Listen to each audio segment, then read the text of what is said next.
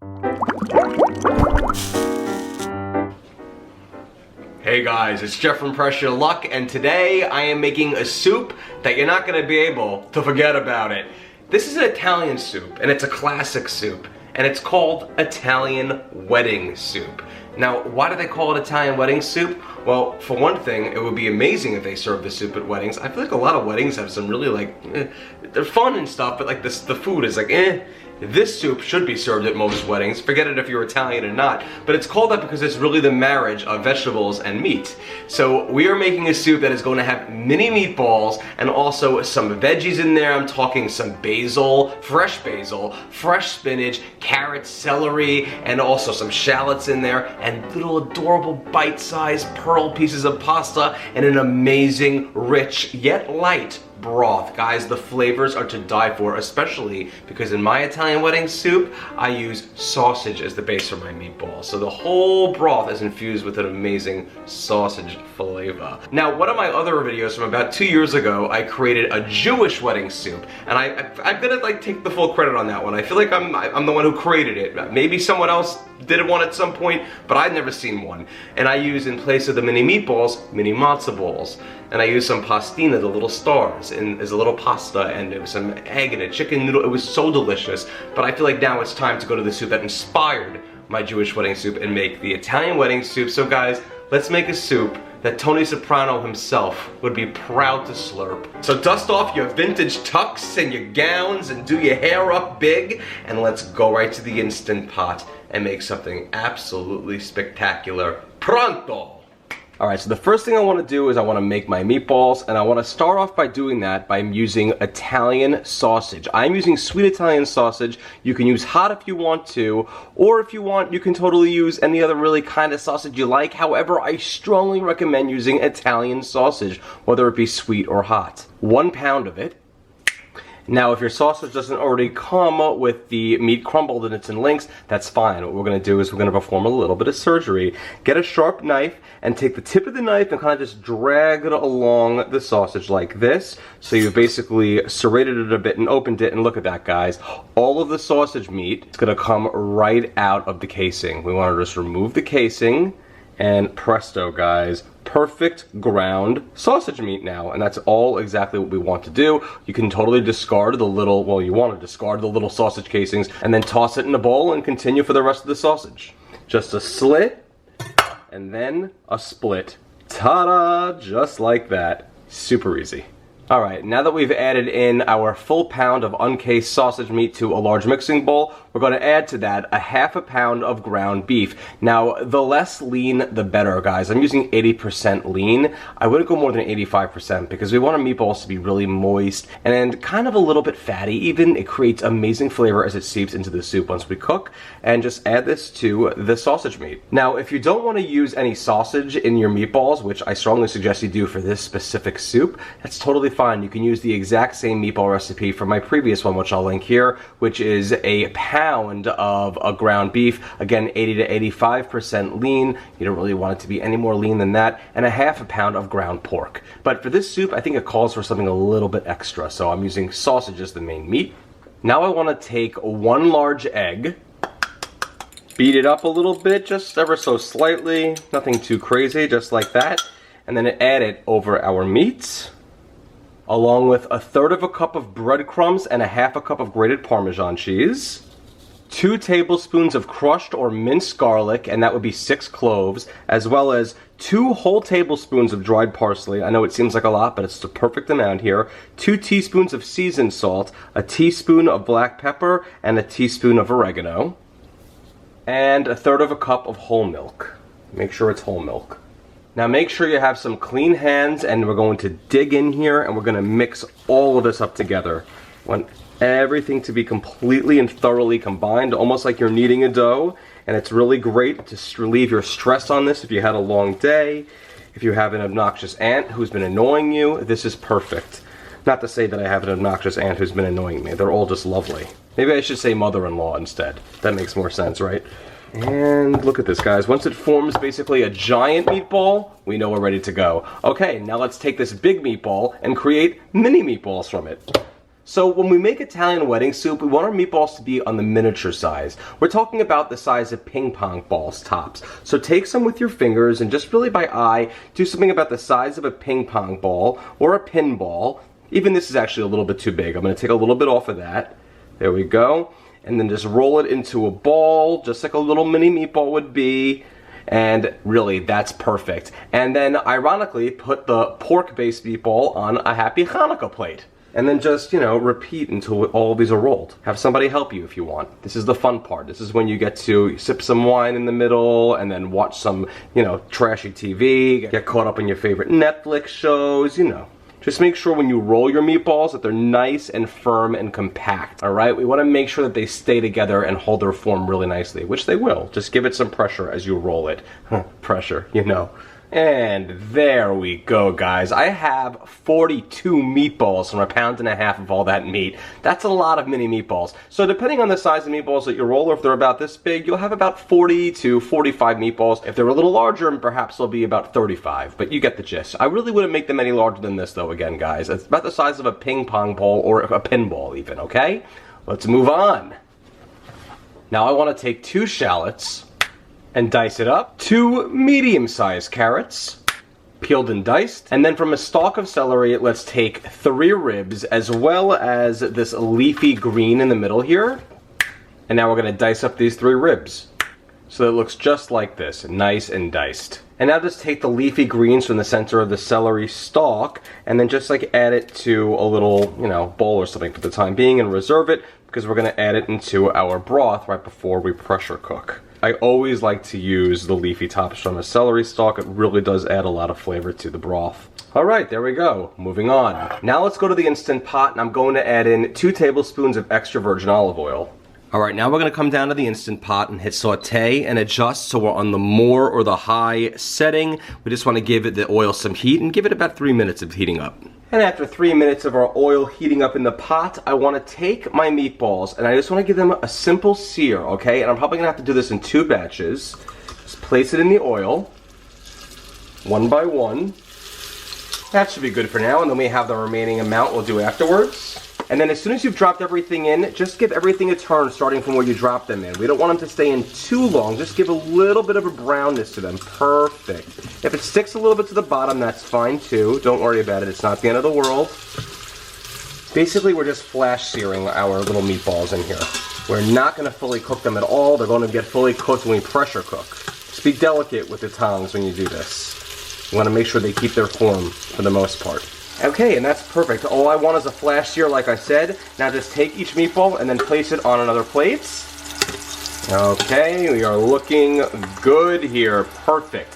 And anything that might be a little bit stuck to the bottom, just get a spatula and just kind of scrape it up a little bit. That's fine. Don't you worry about that at all. Everything that's stuck in the bottom, by the way, is going to come up at some point, so don't you worry about that. And then there's any bits that were stuck onto the bottom, and you can just, discard it, or you could even keep it and we'll dump it back in when we make the soup.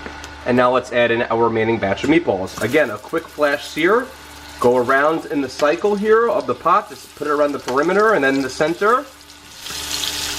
And then as quickly as we put them in, as quickly as we flip them over.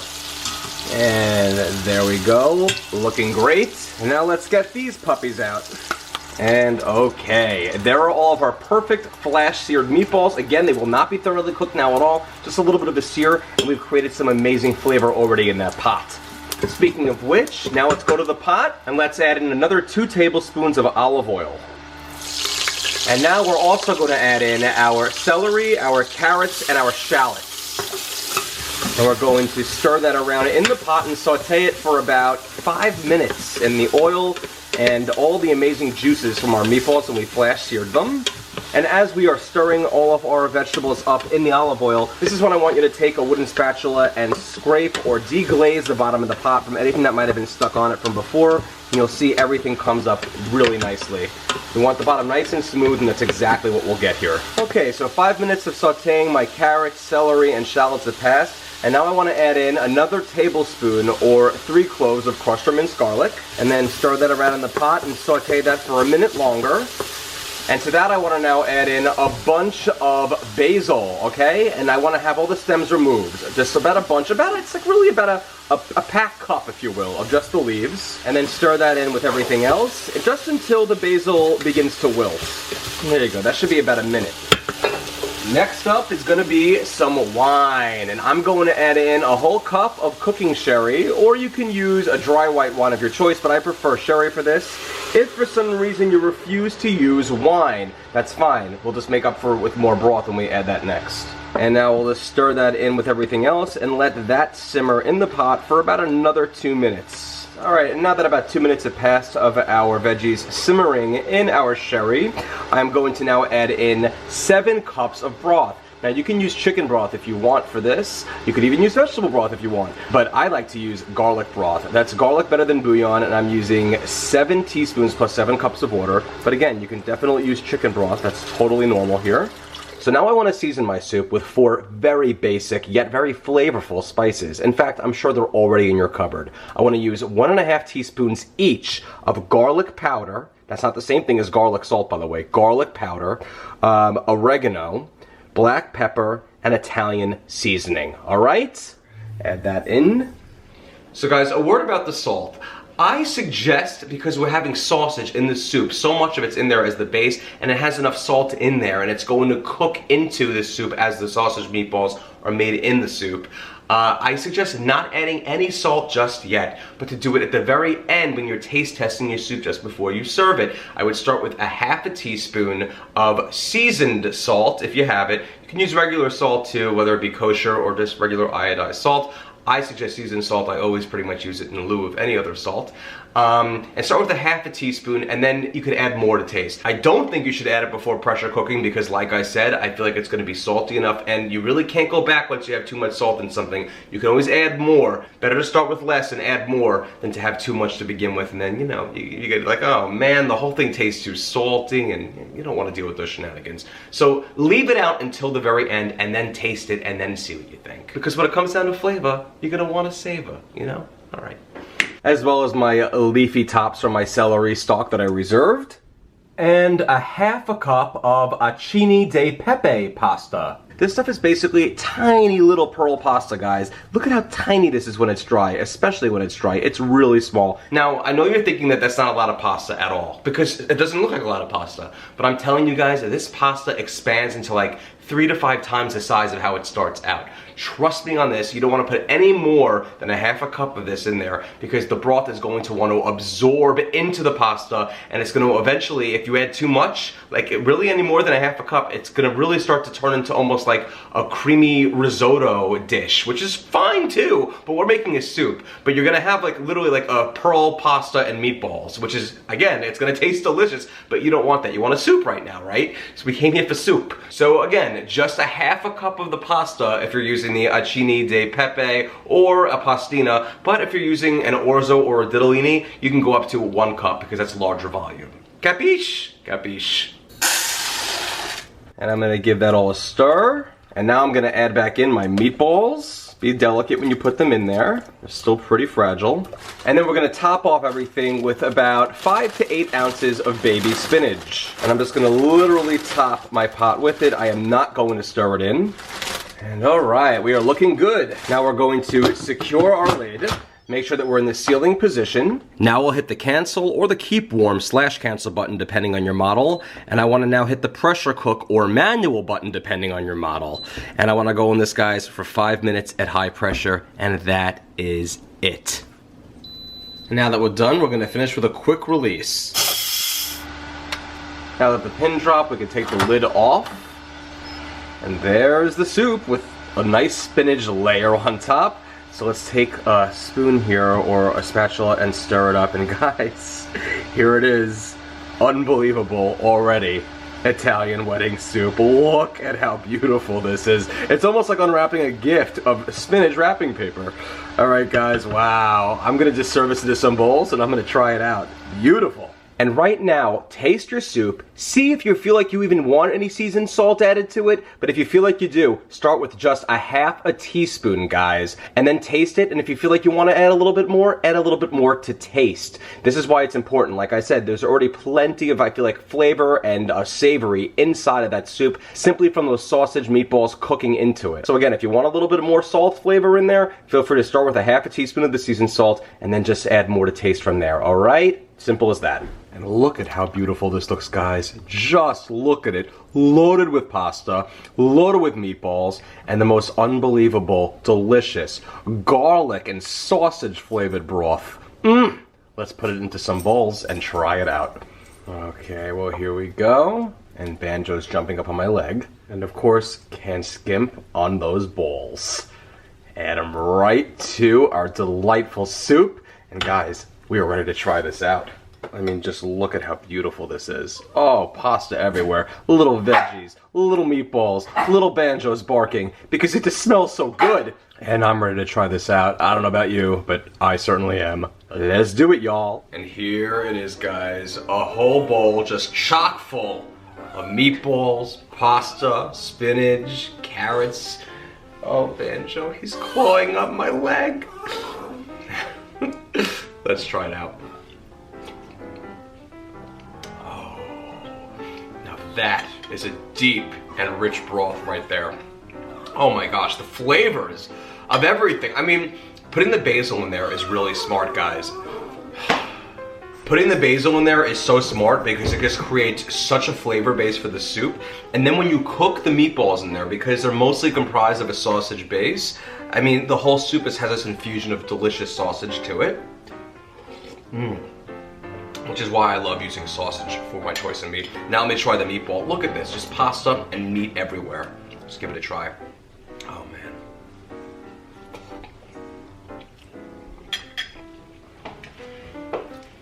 Yes. That's insane. Now, let me just remind you, I just had my tooth extracted 2 days ago. I had like a major toothache, was just extracted, and I'm able to eat this 2 days after the fact. That's how melt in your mouth delicious these meatballs are. Oh man. The broth, I mean, everything about this soup is comfort and delightful. And it's just so, the flavors are just on another level. The carrots are cooked perfectly. You're getting the best of so many worlds with this soup. Between the baby little pasta balls and the little meatballs and the unbelievable rich broth that's not even creamy. There's no cream in it. When I say rich, I mean rich in flavors. Divine. Absolutely divine soup. And also, if you want to make it a spicy soup, use hot sauces instead of sweet. I prefer sweet for this, but again, feel free to use hot. This is gonna be a huge crowd pleaser, guys, a huge crowd pleaser. I mean, it's just not gonna be hard to finish this bowl of soup, like, in a matter of a minute. And that, my friends, is how you make an Italian wedding happen in your mouth. Guys, if you enjoy these recipes, check out PressureLuckCooking.com because I have a ton of recipes there. And if you like these recipes, check out my cookbook. Pre-order it in this moment in time because it's not out yet. It comes out April 14th, 2020. Or if you're watching this video and found me after it came out, order it. What are you waiting for? Amazing, amazing recipes in that book.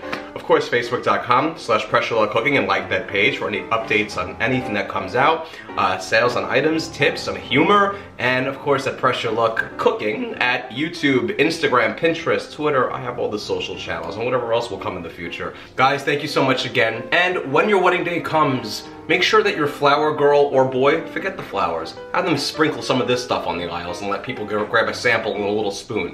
Then it's going to be a party for everybody and everyone will say, I do. I do indeed. Thank you so much again, guys. Manja. All right, this one.